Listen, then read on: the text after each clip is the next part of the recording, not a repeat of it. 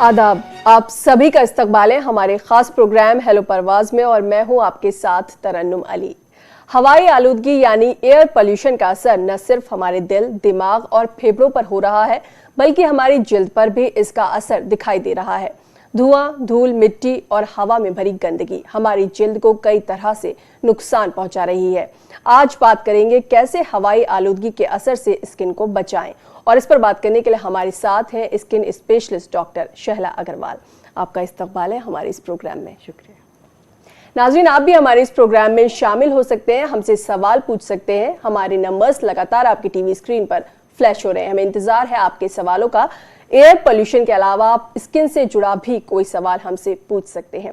Doctor Shahla, जैसे आज बात करेंगे कि ये जो एयर पोल्यूशन है इसका असर हमारी स्किन पर किस तरह से हो रहा है, किस तरह से ये एयर पोल्यूशन हमें नुकसान पहुंचा रहा है। तो सबसे पहले बात करेंगे कि जो एयर पोल्यूशन है स्किन को कैसे नुकसान पहुंचा रहा है।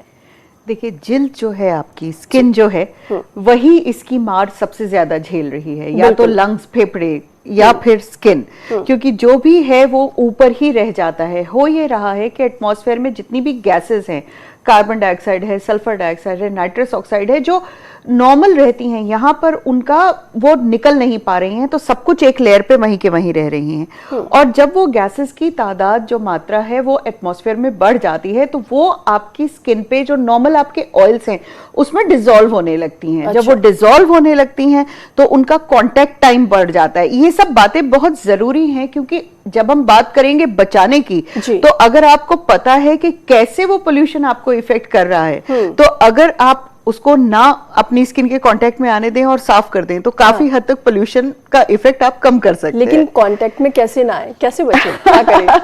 कांटेक्ट में इस तरह ना आए कि जब पोल्यूशन का लेवल सबसे ज्यादा होता है, जो अर्ली मॉर्निंग है 6 o'clock। मैं हमेशा, आप बार बार जब बात होती है, जब भी चेंज ऑफ वेदर होता है, सुबह 6 बजे का वक्त ऐसा होता है जब सारे फूल खिलते हैं, डस्ट पार्टिकल सबसे ज्यादा होते हैं और बिना सोचे समझे हमारी सरकार सड़कों पे झाड़ू भी लगा रही होती है, तो वो डस्ट पार्टिकल सब कुछ उस वक्त ज्यादा होते हैं। मॉर्निंग वॉक बंद कर दीजिए, कुछ लोग खुश हो जाएंगे कि सेहत बच गए। लेकिन अगर आप उसको थोड़ा सा डिले कर लें, 8 बजे तक पार्टिकल सेटल होने लगते हैं। और डस्क और डाउन, बेसिकली सुबह का वक्फा और शाम का वक्फा, यही बात शाम को होती है जिस वक्त सूरज नीचे जा रहा है। तो ये 2 टाइम हैं जब हमारा पोल्यूशन लेवल सबसे ज्यादा होता है। तो बाहर जाने से अवॉइड कम से कम करें, कम से कम उस वक्त अगर जरूरत नहीं है तो बाहर ना जाए। एक्सरसाइज करनी है तो घर के अंदर ही कर सकते हैं। बिल्कुल बिल्कुल। और क्या इस वक्त खिड़की दरवाजे, जैसे कि अक्सर होता है सुबह है तो लोग दरवाजे खिड़कियां खोल देते हैं कि फ्रेश एयर अंदर आएगी, पर हमें तो बाहर की एयर चाहिए ही नहीं है ना। वो क्योंकि बाहर की हवा अभी फ्रेश नहीं है। आप कमरे के अंदर तो हम बंद है, ठीक है, वहां सर्कुलेशन कम है, आप फिल्टर्स भी लगा रहे हैं। अगर आप ना हल्का सा फैन भी ऑन करके रखेंगे तो वो जो सर्कुलेशन है वो बेहतर हो जाती है। पर हमें, अगर हमने अंदर की सर्कुलेशन को नॉर्मल किया, उसके बाद खिड़की खोल दी, तो जो नॉर्मल किया था वो फिर एबनॉर्मल उसके अंदर आ गया है। तो इस वक्त जो है, अगर आपको खिड़की खोलनी है, बाहर जाके सांस लेना है, वो 8 बजे सुबह के बाद होगा, उससे पहले नहीं होगा। अच्छा, हम सुन रहे हैं बहुत ज्यादा PM 2.5 और PM 10 सुन रहे हैं, पार्टिकुलेट मैटर। तो ये किस तरह से हमारे स्किन को नुकसान पहुंचा रहा है और कैसे?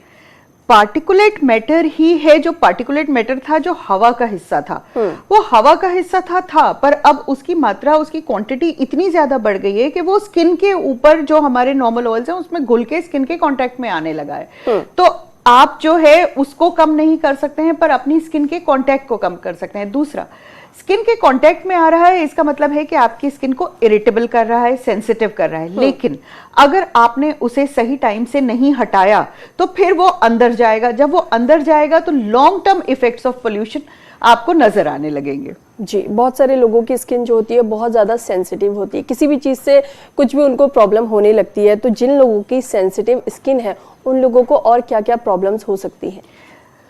पोल्यूशन का सबसे बड़ा इफेक्ट यही है कि नंबर ऑफ पीपल जिनकी सेंसिटिव स्किन है, अगर वो 100 में से 1 होता था तो आज वो 100 में से लिटरली 50% हो गए। किसी ना किसी टाइम पे वो स्किन सेंसिटिव होती चली जा रही है। अच्छा। लेडीज के साथ दिक्कत ये होती है कि साइक्लिकल चेंजेस होती हैं, तो प्री साइकिल आपकी स्किन ज्यादा सेंसिटिव होती है। मीनोपॉजल वुमेन की स्किन ज्यादा सेंसिटिव होती है।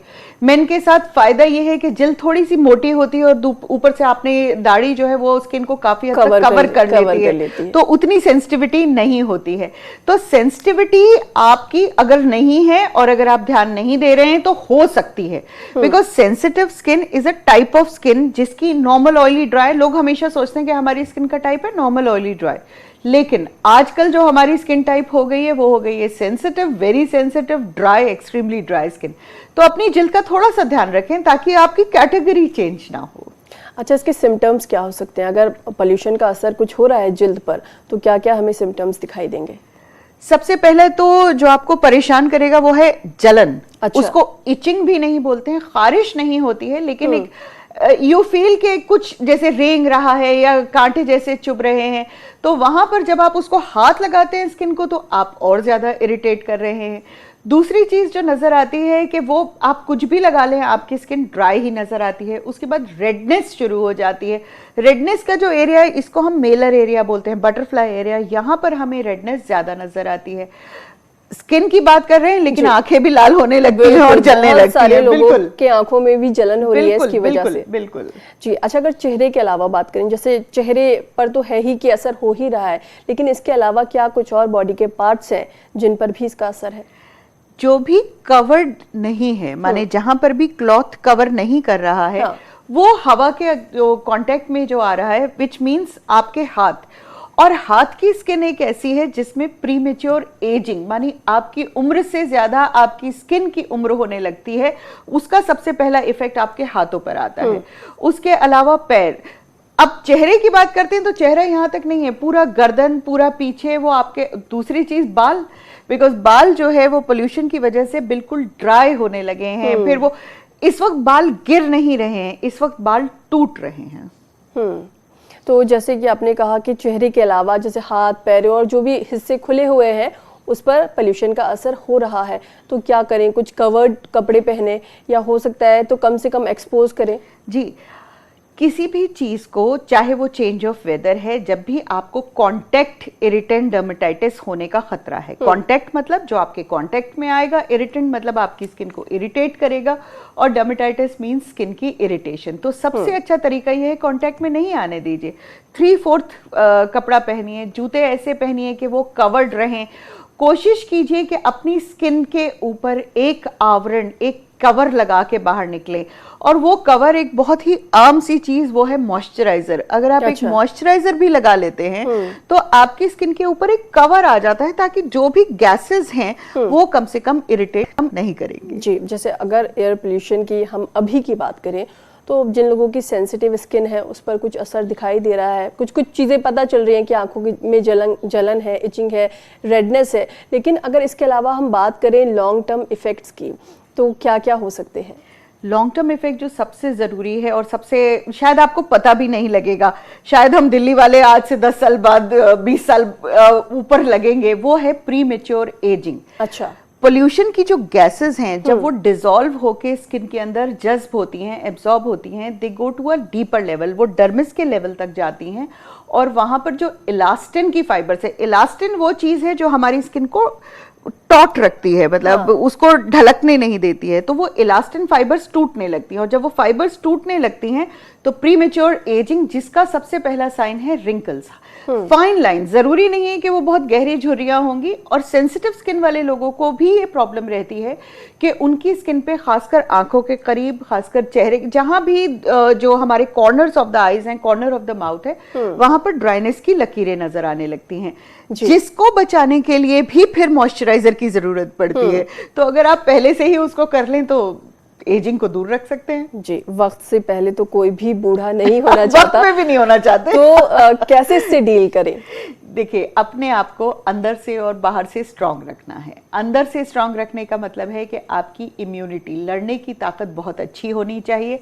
आपका खाना पीना जो है वो आपको ताकत देना चाहिए, सिर्फ आपको रोजमर्रा की एनर्जी नहीं। यहाँ हम इम्यूनिटी बूस्टर की बात कर रहे हैं। फिर इम्यूनिटी बूस्टर क्या है? इम्यूनिटी बूस्टर्स हैं, नट्स हैं, उसके बाद आजकल जो फैशन में है और काम कर रहे हैं वो है फ्लेक्सीड है, सनफ्लावर सीड्स है, जो थोड़ी तादाद में खाने से आपको उनकी इम्यूनिटी का बेहतर फायदा होता है। तो ये सब अपनी डाइट में हमें शुमार कर लेना चाहिए। अगर हम प्रिकॉशंस की बात करें तो वो क्या कुछ हो सकते हैं, कैसे कर सकते हैं? प्रिकॉशंस बात वही घूम फिर कर आती है। सबसे पहले आप अवॉइड करेंगे, जितना आप कांटेक्ट में जाने से अवॉइड कर सकते हैं उतना अच्छा है। देखिए, मास्क पहन के बाहर जाने में आपने क्या किया कि आपने उस मास्क से फिल्टर होके कम से कम वो अंदर लंग्स में नहीं जा रहे हैं, पर बाकी जगह तो वो आ ही रहा है, तो मास्क पे तो इफेक्ट हो ही एग्जैक्टली तो मास्क पहन के आप ये सोचेंगे कि आपने पोल्यूशन से लड़ लिया या आप उससे अब उसको वो आपको इफेक्ट नहीं करेगा, तो वो नहीं होता है। तो बाहर निकलने का टाइम अपना रिस्ट्रिक्ट कीजिए, जितना जरूरी है उतना ही बाहर जाइए।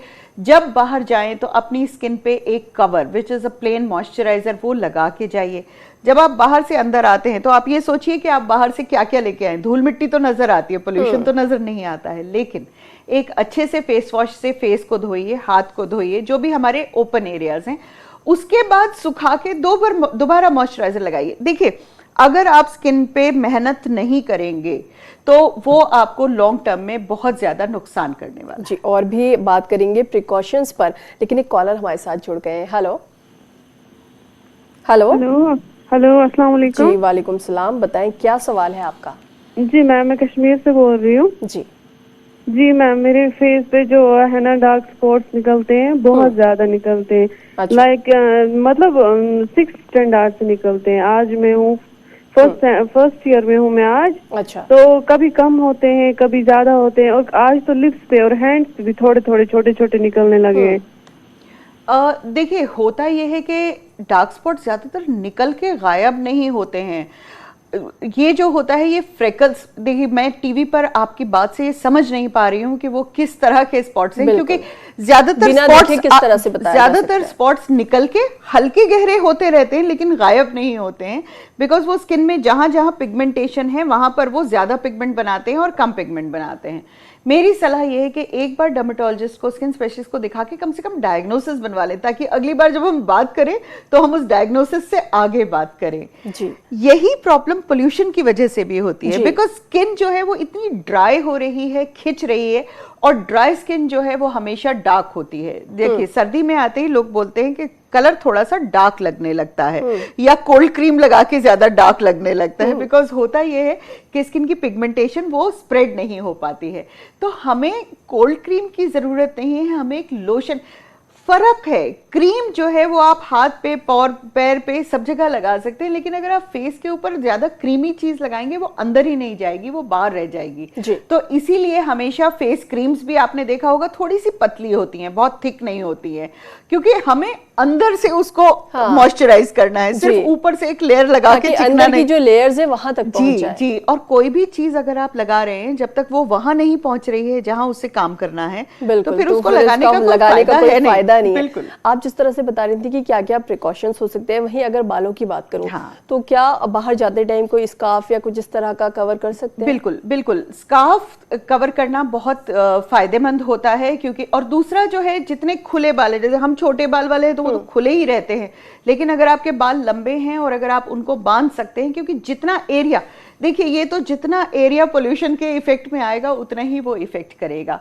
हमेशा एक स्कार्फ बांध के रखें। और दूसरी चीज ये है कि अगर आप हेयर के ऊपर एक हल्का सा सिरम या इवन एक पतला ऑयल, पतले ऑयल में आपका क्लियर ऑयल्स आते हैं, या जैसे कियोकार्पिन जैसा ऑयल होता है, या फिर आपके थिनर ऑयल, जैस्मिन ऑयल आता है, हल्का सा लेके उसको इस तरह से ऊपर लगाएं। उससे क्या है कि वो चिकने बाल भी नहीं लगेंगे, लेकिन आपके बाल के ऊपर एक लेयर बन जाएगी। जब हम किसी भी फेस्टिवल की बात करते हैं, होली से प्रिकॉशन और यही बातें करते हैं, तो अब जो है मान के चलिए कि वो 15-20 दिन तक आपको अपने आप को करना ही करना है। एक कॉलर हमारे साथ जुड़ गए हैं। हेलो हेलो हेलो जी, बताएं क्या सवाल है आपका? हाँ जी, नमस्कार जी, मैं चंडीगढ़ से बोल रही हूँ जी। तो मैं अभी आपका प्रोग्राम देख रही थी और फर्स्ट टाइम देखा आज ही जी। तो आज ही मैंने ट्राई मारी कॉल के लिए। जैसे आप बता रहे हो कि हाथ ऐसे लगते हैं, भी स्किन की प्रॉब्लम है और हाथ बुड्ढों जैसे लगते हैं, और मेरे वाकई हो गए हैं। और अभी मेरी एज जो है ना 55 है, और जो बाजू है धूप में जाऊं तो एकदम काली हो जाती है जी। अच्छा जी, यहाँ तो पैरों की स्किन भी काली हो जाती है। तो प्लीज मुझे क्या करना चाहिए, प्लीज? जी जी जी जरूर। चलिए, आज आपने पहली बार देखा है, होपफुली अब आप बार बार देखेंगी। उसका तरीका ये है क्योंकि स्किन में यहाँ पर फैट नहीं है, इसलिए स्किन हमेशा सबसे ज्यादा सिकुड़ जाती है। तो जो एंटी एजिंग क्रीम्स होती हैं, हमेशा जो है एंटी एजिंग क्रीम्स होती हैं वो थोड़ी महंगी होती हैं, तो लोग उन्हें बहुत संजो के यूज करते हैं और कम यूज करते हैं। फेस पे चाहे यूज करें ना करें, आपको हाथ के ऊपर उसको रात को जरूर इस्तेमाल करना चाहिए। बार बार हाथ धोने की आदत है तो उसको कम कीजिए। अगर बार बार हाथ धोती हैं तो एक सॉफ्ट सोप को इस्तेमाल कीजिए। किसी भी आपको एंटीसेप्टिक सोप की जरूरत नहीं होती है। और जहां वॉश बेसिन है उसके पास में ही एक मॉइस्चराइजर की बोतल रखिए, ताकि इमीडिएटली हाथ धो के आप उसको मॉइस्चराइजर लगाएं। जैसे ये बोल रही हैं कि धूप में जाने से हाथ काले हो जाते हैं, तो उसकी भी वजह यही है क्योंकि ड्राई स्किन हमेशा सन को ज्यादा एब्जॉर्ब कर लेती है। तो जो मॉइस्चराइजर आप हाथ पे लगा रही हैं वो यहाँ लगाएं। सनस्क्रीन अगर इस्तेमाल कर सकती हैं कड़ी धूप में जाने में, नथिंग लाइक इट, लेकिन रूटीनली अगर आप प्लेन कैलेमीन लोशन भी हाथ पे लगाएंगी तो वो एक सनस्क्रीन की तरह ही काम करेगा जी। यही कैलेमीन लोशन अब हमें पोल्यूशन से भी बचा सकता है जी। और भी बात करेंगे, कॉलर हमारे साथ है कर्नाटक से। हेलो हेलो हेलो जी, बताएं क्या सवाल है आपका? हम कर्नाटक से बात रहे हैं। वो मेरे सीधे हाथ में ऊपर काला हो गया है थोड़ा। कोई निशान हो गया आपके हाथ में? नहीं, स्किन थोड़ा ब्लैक हो रहा है वो रथे पे ऊपर राइट हैंड पे।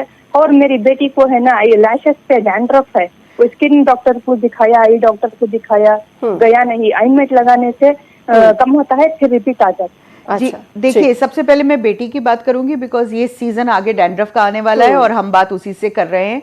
डैंड्रफ जब तक आप सर का कंट्रोल नहीं करेंगी वो आंखों की आईलैशेस पे कंट्रोल नहीं होगा, बिकॉज सेबोरिया इसे हम बोलते हैं, वो है सर, आईब्रोज और आईलैशेस।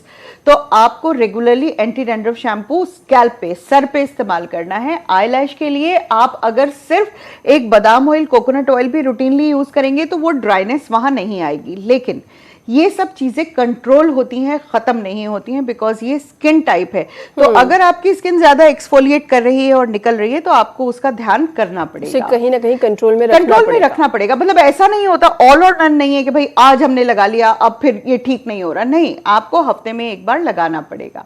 जहां तक डार्क निशान का बात है, क्या वो किसी वजह से कोई वहां पर इन्फेक्शन हुआ था उसके बाद रह गया है या वो एक मोल है, ये सब हमें देखना पड़ेगा, तभी हम उस डार्क निशान के बारे में आगे बात कर सकते हैं।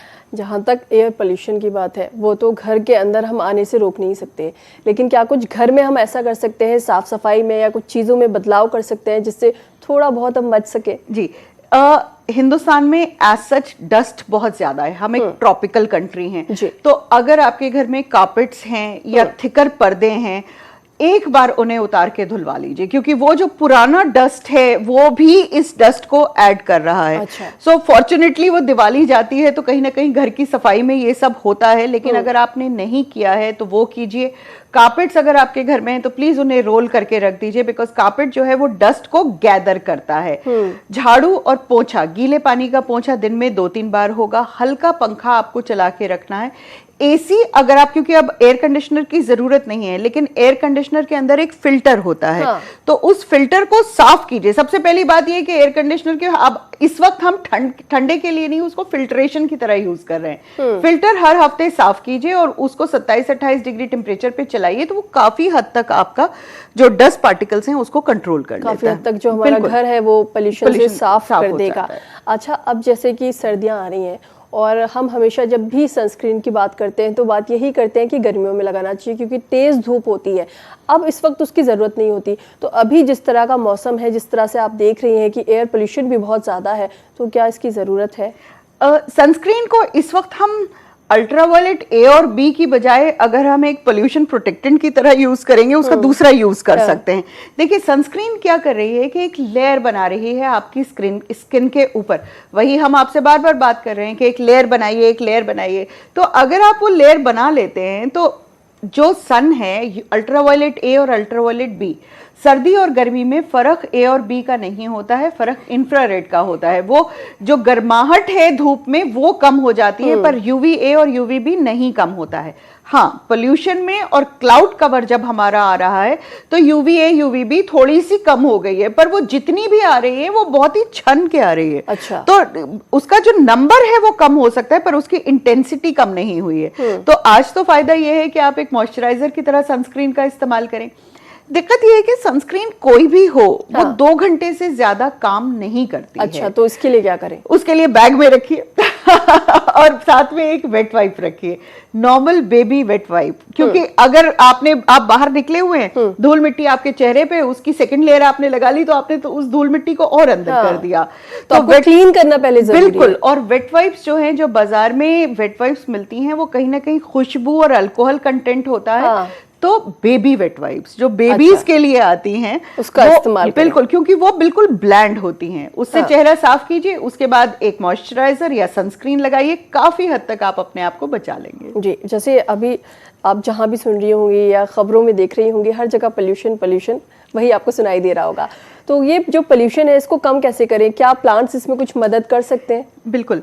देखिए, धूल जो है वो उड़ रही है, बाहर से जो आ रहा है वो आ रहा है। जैसे मैंने आपको बोला कि दिल्ली सरकार सुबह सुबह सड़कों पे झाड़ू लगाती है, तो वो ये सब चीजें अपने घर के आगे पानी डालें ताकि वो जो डस्ट है वो सेटल होता रहे। अपने घर में जो है वो फूल झाड़ू का इस्तेमाल करें, सीख झाड़ू का ना करें, बिकॉज सीख झाड़ू जो है वो डस्ट को उड़ाती है, फूल झाड़ू वहीं के वहीं इकट्ठा कर देती है। उसके बाद गीला पोछा लगाइए। प्लांट्स जो हैं वो आपकी जो हवा में जो कार्बन डाइऑक्साइड है उसको काफी हद तक जज्ब कर लेता है, तो इंडोर प्लांट्स रखना शुरू कीजिए। इस बार फॉर्चुनेटली दिवाली की गिफ्टिंग में इंडोर प्लांट्स काफी हद तक आगे रहे हैं, तो इस वक्त सबके घरों में थोड़े बहुत प्लांट हैं, और अगर नहीं है तो ले आइए और उसको एक डाइनिंग टेबल पे, एक लिविंग रूम में एक एक रखिए ताकि वो आपके साथ काम करे, ताकि वो आपके घर की हवा को साफ करते रहे।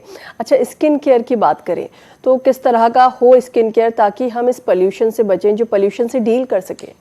स्किन केयर सबसे जरूरी है। स्किन केयर के 3 मुद्दे होते हैं। पहला होता है सफाई, दूसरा होता है उसको मॉइस्चराइज करना, और तीसरा होता है उसका प्रोटेक्शन। तो सफाई की हाल यही है कि एक माइल्ड सा फेस वॉश लेंगे। देखिए, रगड़ के कुछ नहीं उतारना है, यहाँ पर ऐसी कोई परत नहीं चढ़ गई है कि आप उसको साबुन से लेके रगड़ेंगे या इवन टोनर से या एक्सफोलिएट करेंगे, इन सब की जरूरत नहीं है, क्योंकि अगर आपने स्किन को ज्यादा रगड़ दिया तो स्किन और ज्यादा इरिटेट होकर चीजें अंदर लेती है। तो कोशिश ये कीजिए एक माइल्ड सा आपका जो फेस वॉश है उसको लें, अच्छी तरह से फेस को क्लीन करें। जब क्लीन करें तो गर्दन तक का एरिया उसमें इंक्लूड करें। उसके बाद तौलिए से डैब ड्राई कीजिए।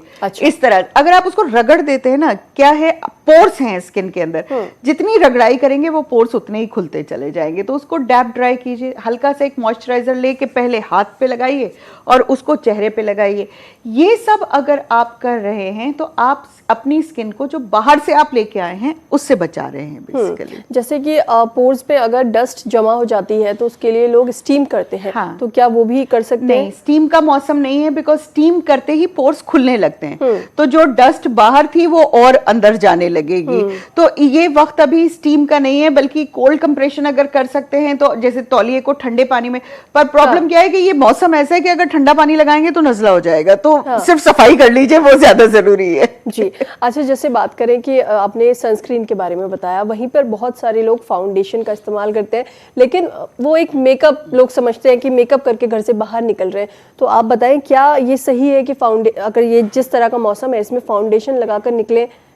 देखिए, प्रोडक्ट्स जो है वो डिवाइड होते हैं, skin care and colour cosmetics. Colour cosmetics जो हैं वो आपकी चॉइस है। आप लिपस्टिक लगाना चाहते हैं, आप ब्लशर लगाना चाहते हैं, मस्कारा लगाना चाहती हैं, ये आपकी चॉइस है। लेकिन स्किन केयर प्रोडक्ट्स जो हैं जिसमें एक क्लेंजर है, जिसमें एक मॉइस्चराइजर है, टोनर है, वहीं पर ही फाउंडेशन भी आता है। बिकॉज फाउंडेशन जो है वो एक फिजिकल सनस्क्रीन है। फाउंडेशन क्या कर रहा है? फाउंडेशन सिर्फ आपके चेहरे के ऊपर एक लेयर बना रहा है, और जब आप वापस आती हैं तो उसको धो देती हैं। मेल्स को दिक्कत ये होती है कि भाई फाउंडेशन तो मेकअप है, तो आप प्लेन कैलामीन लोशन का इस्तेमाल कीजिए। अच्छा। फाउंडेशन का फॉर्मूला कैलामीन लोशन का ही फॉर्मूला है, सेम बेंटोनाइट है, सेम मुल्तानी मिट्टी है, उसमें वही चीजें हैं। फाउंडेशन को ज्यादा मिक्सेबल, एक दूसरे में ज्यादा घोल दिया गया है और उसमें कलर्स आ जाते हैं, तो वो आपके कलर से मैच हो जाता है जी। बाकी वो है प्लेन कैलामीन लोशन। जी, एक कॉलर हमारे साथ जुड़ गए। हेलो हेलो जी, बताएं क्या सवाल है आपका? मेरी उम्र 55 सालની છે जी। મારા हाथ पर બહુ કલુચેડી પડી ગઈ છે। आप अपना सवाल दोहरा सकती हैं एक बार? મારી ઉંમર 55 વર્ષની છે। મારા હાથ પર બહુ એ થઈ ગયેલા છે, ખરબચડા થઈ ગયેલા છે અને કલુચેડી પડી ગઈ છે। हमें बिल्कुल समझ नहीं आ रहा है, तो आपकी आवाज काफी कम आ रही है, तो आप एक बार फिर से हमें कॉल मिला सकती हैं और अपना सवाल हमसे पूछ सकती हैं। अच्छा, अगर मैं कुछ टिप्स की बात करूं तो क्या कुछ टिप्स हो सकती हैं कि खाने पीने में आप ये लें, स्किन पे आप ये लगाएं, घर में ये करें? ये तो आप मुझे समराइज करने को ही बोल रही हैं। तो सबसे जरूरी ये है कि आपकी स्किन हेल्दी होनी चाहिए। हेल्दी होने का मतलब ये है कि ड्राई नहीं होनी चाहिए। हाँ। और ड्राई को नॉर्मल करने के लिए आपको अंदर से भी स्किन को हाइड्रेट करना पड़ेगा और बाहर से भी स्किन को हाइड्रेट करना पड़ेगा। अंदर से हाइड्रेट करने का मतलब है कि 8 से 10 ग्लास पानी। अब ये मौसम ऐसा आ गया है कि प्यास नहीं लग रही है, तो लेकिन आपको 2 बॉटल अपने नाम से घर में फिल करके रखिए और वो शाम तक आपको खत्म करनी है, तभी आपका पानी का कोटा पूरा होगा। इस पानी के कोटे में ना चाय इंक्लूडेड है, ना कॉफी इंक्लूडेड है, ना कोल्ड ड्रिंक्स इंक्लूडेड है।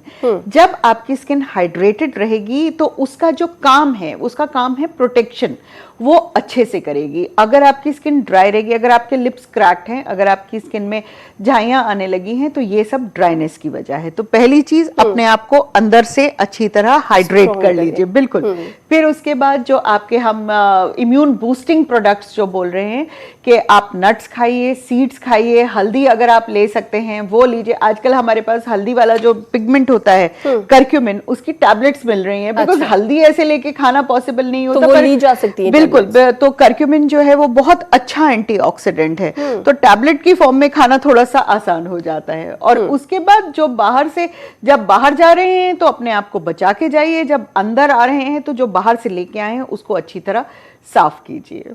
जैसे आपने बताया कि ये जो पोल्यूशन है इसका असर हमारे बालों पर भी होता है, बालों को ड्राई कर देता है, स्कैल्प हमारी थोड़ी डैमेज कर देता है।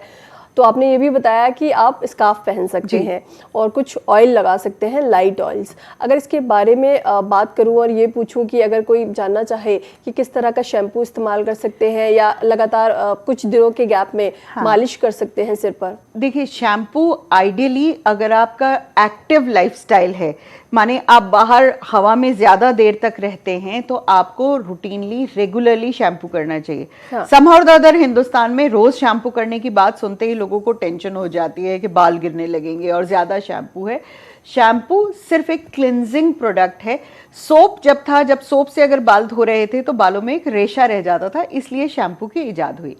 आपको एक नॉर्मल एवरीडे शैम्पू चाहिए, आपको एंटी डैंड्रफ नहीं चाहिए, आपको for oily skin, for dry scalp कुछ नहीं चाहिए। एक नॉर्मल सा शैम्पू लीजिए, उससे अपने बालों को अच्छी तरह दीजिए, धोइए। देखिए, जब हम एक्सरसाइज वाले लोगों को बोलते हैं कि जब आप एक्सरसाइज कर रहे हैं, आपकी स्कैल्प गीली हो रही है, तो आपको शैम्पू रेगुलरली करना चाहिए। वही हाल अब आज जो है, पोल्यूशन में निकलना खुद एक एक्सरसाइज हो गया है, तो वापस आके आपको बालों को धोना पड़ेगा।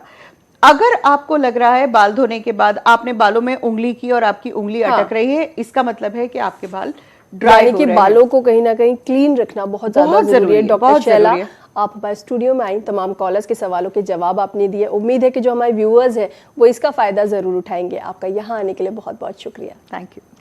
नाजरीन, फिलहाल हमें दीजिए इजाजत, आपसे फिर मुलाकात होगी अगले हफ्ते। तब तक आप खुश रहिए, मुस्कुराते रहिए और सेहतमंद रहिए। आदाब।